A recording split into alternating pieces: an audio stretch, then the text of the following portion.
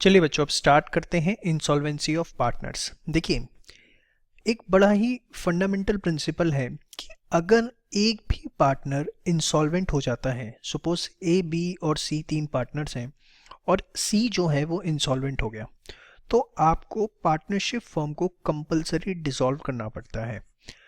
अब प्रॉब्लम ये आती है कि suppose A B C partner है, सी जो है वो इंसॉल्वेंट हो गया और हमें अब पार्टनरशिप फर्म जो है उसका डिसोल्यूशन करना पड़ेगा।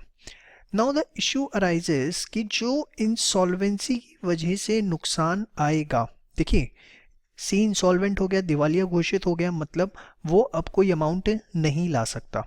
तो इंसॉल्वेंसी के केस में जो सी के अकाउंट में लॉस है, जो सी के हिस्से का लॉस है, वो किस तरीके से उसका ट्रीटमेंट किया जाएगा। ठीक है, क्वेश्चन हमारे सामने जो आता है वो ये।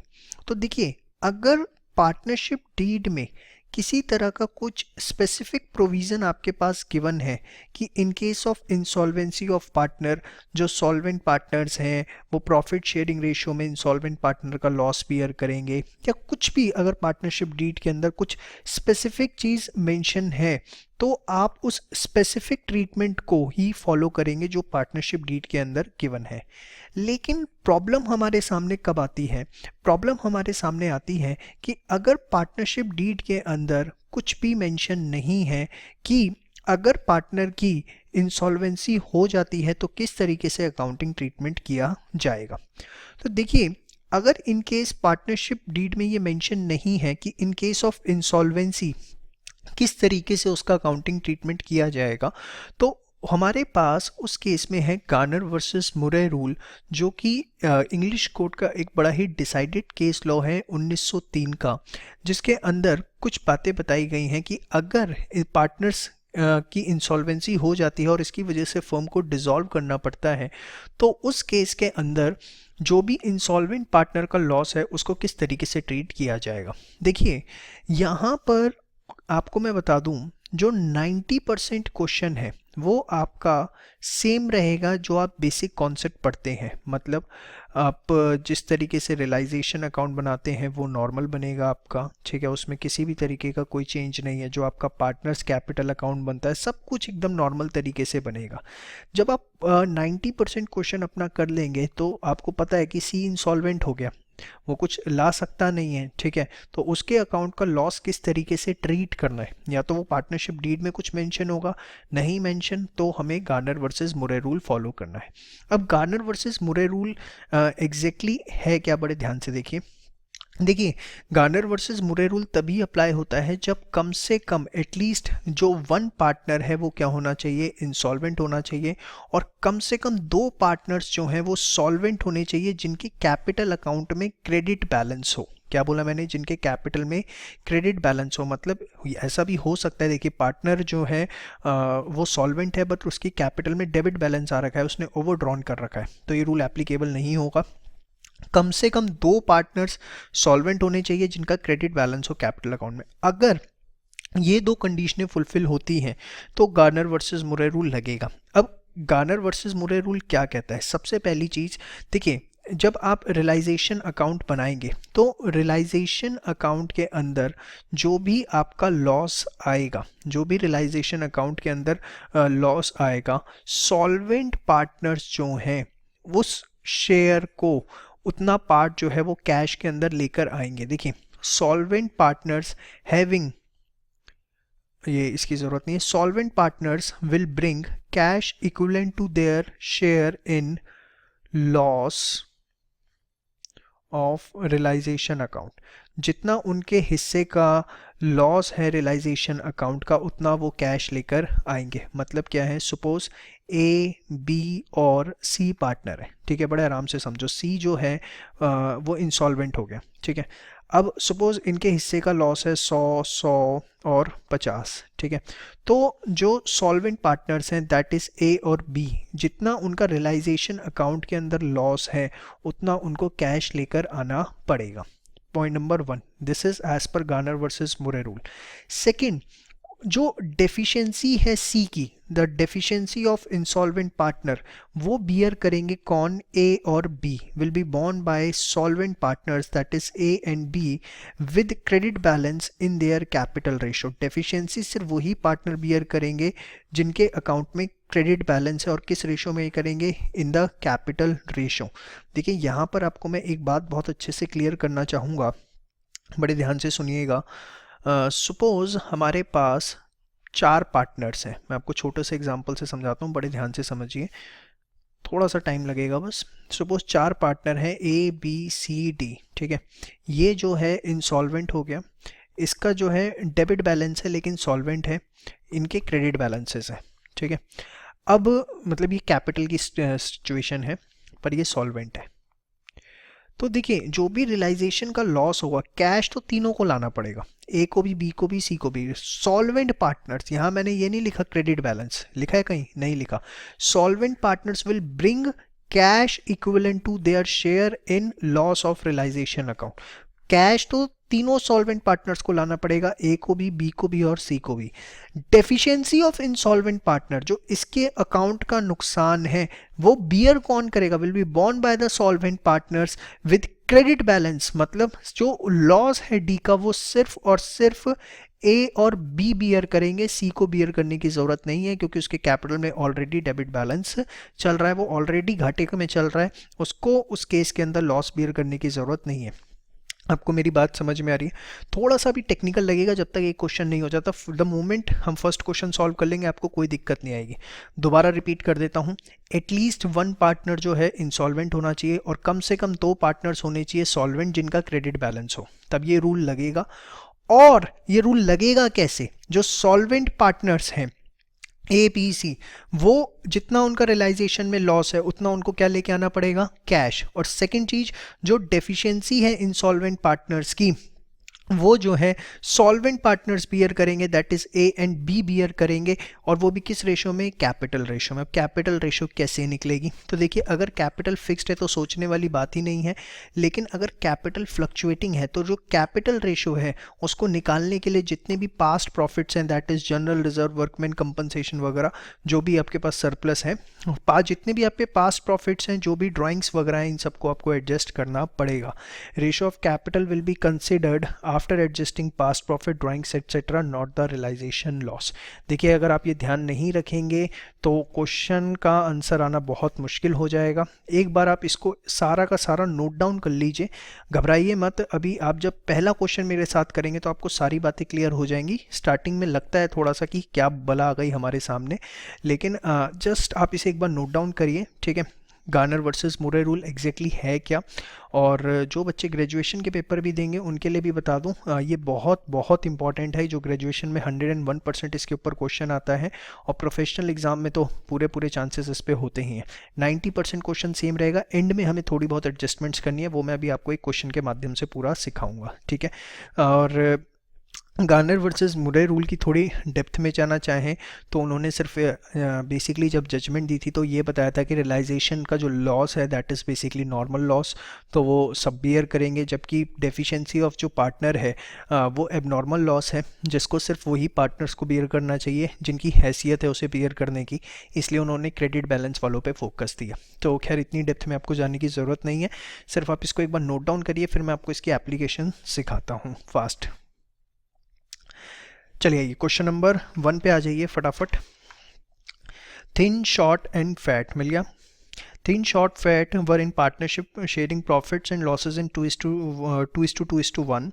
30 सितंबर 2012 को उनकी बैलेंस शीट आपको गिवन है। Premises furniture, plant, stock, debtors, premises 50,000, fixtures 125, plant 32,500, stock 43,200, debtors 54,780। फिर कैपिटल आपको गिवन है, थिन की 80,000, शॉर्ट की 50,000, फैट की 20,000, करंट अकाउंट के बैलेंसेस गिवन है, सन्ड्री क्रेडिटर्स गिवन है, बैंक ओडी आपको गिवन है। फिर देखिए Thin decided to retire on 30 सितंबर 2012 and Fat appears to be short of private assets. Please underline Fat appears to be short of private assets. इस line से आपको पता लगता है कि फैट जो है वो इंसॉल्वेंट हो गया है। शॉर्ट ऑफ प्राइवेट असेट्स मतलब वो इंसॉल्वेंट हो गया है। Short decides that he does not wish to take over Thin's share of partnership. So all the three partner decided to partnership with effect from 30 सितंबर 2012. 30 सितंबर 2012 से डिसकंटिन्यू हो गया. It then transpires that FAT has no private asset whatsoever. FAT के पास कोई भी ऐसा cash available नहीं है जो वो ला सके.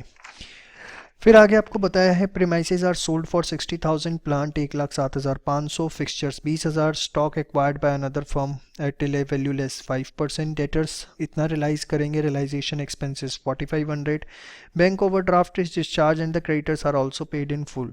You are required to write up the ledgers in the partnership books following the Garner versus Murray. Question में गिवन होगा और नहीं गिवन है, पार्टनर इंसॉल्वेंसी है और दोनों कंडीशंस फुलफिल होती हैं तो आप अपना बाय डिफॉल्ट लगाएंगे. बट आपको मैं बता दूं 99% गिवन ही होगा.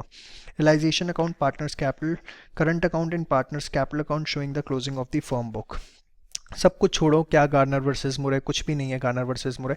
आप एक काम करिए, नॉर्मल क्वेश्चन करिए, सारे एसेट्स नोट डाउन कर दें. Premises, fixtures, plant, stock, debtors. ठीक है, इधर हमारी लायबिलिटीज आ जाएंगी, that is the creditors, bank overdraft. ठीक है, अब मैं आपको एक छोटा सा यहाँ पे बात बताता हूँ. मेरे एक स्टूडेंट ने क्या किया, इसको यहाँ पर लिख दिया सिर्फ सन्ड्री एसेट्स. ठीक है, और इसका टोटल मार्क यहाँ पे सीधा लिख दिया. एग्जामिनर अब हुआ क्या, उसको एक्सपेक्टेड थे काफ़ी अच्छे मार्क्स, और जब शीट आई, ठीक है, तो आंसर शीट आई तो हम देखा कि भैया क्या गड़बड़ कर रखी है, जितनी उम्मीद थी उतने नंबर क्यों नहीं आए. तो उन्होंने इस बच्चे ने सन्ड्री एसेट्स लिख रखा था और टोटल यहाँ लिख रखा था.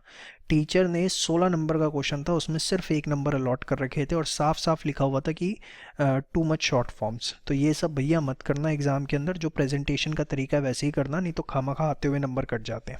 चलिए, सारे एसेट्स लिखे, सारी लायबिलिटीज़ हमने लिखी. अब इसके बाद जो हमारे पास रियलाइजेशन है, प्रीमाइसेस कितने का बेटा, 60,000 का रियलाइज़ हुआ है, प्लांट 1,07,500 का हुआ है, फर्नीचर 20,000 का हुआ है, स्टॉक 5% लेस पे, तो 43,200 में से 5% लेस कर दीजिए, 41040 आएगा. डेटर्स जो हैं 45,900 में रियलाइज़ हुए हैं, 274,440 टोटल आ गया. ठीक है, क्रेडिटर्स को पूरा हमने 84,650 दे दिया, बैंक को डी हमने रियलाइज़ कर दिया. रियलाइजेशन एक्सपेंसेस जो हैं वो आपको गिवन है कितने, 4,500 रुपीज़, वो हमने पे कर दिए. ठीक है, तो रियलाइजेशन का लॉस आ गया 35,540, जिसको हमने नॉर्मली डिस्ट्रीब्यूट कर दिया. इनकी प्रॉफिट शेयरिंग रेशो में, दैट इज़ 2:2:1 में. ठीक है, यहाँ तक तो कोई दिक्कत नहीं है, मैंने आपको बताया 90% क्वेश्चन सेम होगा. अब देखिए, कुछ नहीं करना, करंट अकाउंट के बैलेंसेस गिवन है आपको 29,700, 11,300 और 14,500. तो देखिए, डिसोल्यूशन के टाइम पे करंट अकाउंट के बैलेंसेस की कोई रेलिवेंसी नहीं रह जाती, आप इसे कैपिटल अकाउंट में ले जाके क्लोज कर दीजिए. तो इनका फैट का कैपिटल अकाउंट में चला गया और थिन और शॉर्ट का कैपिटल अकाउंट में ले जाके हमने क्लोज कर दिया. और ये बैलेंसेस आप देखिए करंट अकाउंट के नाम से यहाँ पर कॉपी हो गए. मैं आपको बता दूं, जब डिसोल्यूशन चल रहा होता है, कैपिटल और करंट अकाउंट की कोई रेलिवेंसी नहीं है. करंट अकाउंट में जो भी बैलेंस आपको दिख रहा है, just you have to transfer it to the capital account. उसके बाद बैलेंसेज ओपनिंग गिवन है 80,000, 50,000, 20,000, कोई दिक्कत इसमें शो. रियलाइजेशन का लॉस देखिए आपके सामने आया था 14,216, 14,216, 7,108, जिसको मैंने यहाँ पर एज इट इज जो है वो कॉपी कर दिया. अब यहाँ तक आपको कोई दिक्कत नहीं है, 90% क्वेश्चन हो चुका है. पहले आप यहाँ तक सारा का सारा नोट डाउन करिए फास्ट. चलिए आगे बढ़ते हैं. अब देखिए, मैंने आपको क्या बताया था, condition at least one partner is insolvent, fat insolvent है, दो पार्टनर सॉल्वेंट है. खैर इस क्वेश्चन में तो कंडीशन देखो ही मत, गार्नर वर्सेस मुरे रूल लगाना ही है. क्या एप्लीकेशन क्या बताई थी, solvent partners will bring cash equivalent to their share in realisation account, yes और नो. तो देखिए, सॉल्वेंट पार्टनर्स कौन कौन है, थिन एंड शॉर्ट. तो ये दोनों जो है इतना कैश लेके आएंगे, 14,216, 14,216, जितना उनका रियलाइजेशन लॉस है उतना उनको कैश लाना पड़ेगा. हाँ या ना, श्योर, इसमें तो कोई डाउट नहीं है. उसके बाद फिर मैंने आपको क्या बताया था कि जो डेफिशिएंसी है इंसॉल्वेंट पार्टनर्स की, सॉल्वेंट पार्टनर्स कैपिटल रेशो में बियर करेंगे. तो आप एक बार कैलकुलेटर उठा लीजिए फटाफट और देखिए डेफिशिएंसी आ कितनी रही है. 20,000 का क्रेडिट बैलेंस है, उसमें से 14,500 माइनस करिए और उसमें से फिर 7,108 माइनस करिए. तो यू कैन ऑब्जर्व कि जो डेफिशिएंसी है दैट इज़ ऑफ 1,608. हाँ या ना, 1,608 रुपये की डेफिशिएंसी आ रही है. तो देखिए, डेफिशिएंसी ऑफ फैट ₹1,600, 1,608. अब ये कौन बियर करेगा, थिन एंड शॉर्ट. अब देखिए, कैपिटल रेशो में बियर करेंगे और कैपिटल फिक्स है, तो फिक्स कैपिटल में सोचना ही नहीं, कैपिटल रेशो यही लेनी है 8:5. समझ में आया. In the capital ratio of 8:5। तो थिन का 1608 का 8/13 और शॉर्ट के हिस्से में 1608 का 5/13, 989 और 619, ये टी और एस को बियर करना पड़ेगा, 989 और 619। तो इसकी जर्नल एंट्री क्या होगी, ये लॉस जो है थिन और शॉर्ट को बियर करना है, तो उनकी कैपिटल क्या हो जाएगी, कम हो जाएगी, और कैपिटल कम हो जाएगी तो उसको हम क्या कर देंगे, डेबिट कर देंगे। समझ में आया। और फैट की जो कैपिटल है उतनी बढ़ जाएगी तो उसको हम क्या कर देंगे, क्रेडिट कर देंगे, 1608 क्रेडिट। तो देखिए इसी की जस्ट पोस्टिंग, ये एंट्री आप एग्जाम में जरूर करिएगा, इससे होगा क्या, पोस्टिंग में आपको कोई गलती नहीं होगी, अदरवाइज आप पोस्टिंग में गलती करके आ जाएंगे। ठीक है, तो थिन और शॉर्ट जो है 989 और 619 ये फैट के अकाउंट में क्रेडिट कर दिया, और थिन और शॉर्ट जो है उतने से क्या हो गए, डेबिट हो गए। फिर जो बैलेंसिंग फिगर है वो आपका कैश अकाउंट के अंदर चली जाएगी, 108711 और 60681, ये इनका बैलेंसिंग फिगर है जो थिन और शॉर्ट को हम कैश पे कर देंगे। समझ में आया। इसके बाद आप कैश अकाउंट बनाइएगा, वो आपका 101% जो है मैच हो रहा होगा, इसके अंदर किसी भी प्रकार की आपको कोई दिक्कत नहीं आएगी। चलिए मैं आपके लिए कैश अकाउंट बना ही देता हूँ। ये देखिए, ये जस्ट आपकी रेफरेंस के लिए मैंने बना दिया है, वैसे क्वेश्चन में कोई रिक्वायरमेंट नहीं थी। कैश अकाउंट आप बनाएंगे तो दोनों साइडें मैच हो रही होंगी। तो समझ में आ गया गार्नर वर्सेस मुरे रूल, किसी प्रकार की कोई दिक्कत अब आपको नहीं होगी। मैंने कहा था ना, जब तक एक क्वेश्चन आप नहीं कर लोगे आपको थोड़ा दिक्कत रहेगा, एज सुन एज आपने एक क्वेश्चन कर लिया दिक्कत खत्म। चलिए फटाफट सारा नोट डाउन कर लीजिए, फिर नेक्स्ट क्वेश्चन की बात करते हैं।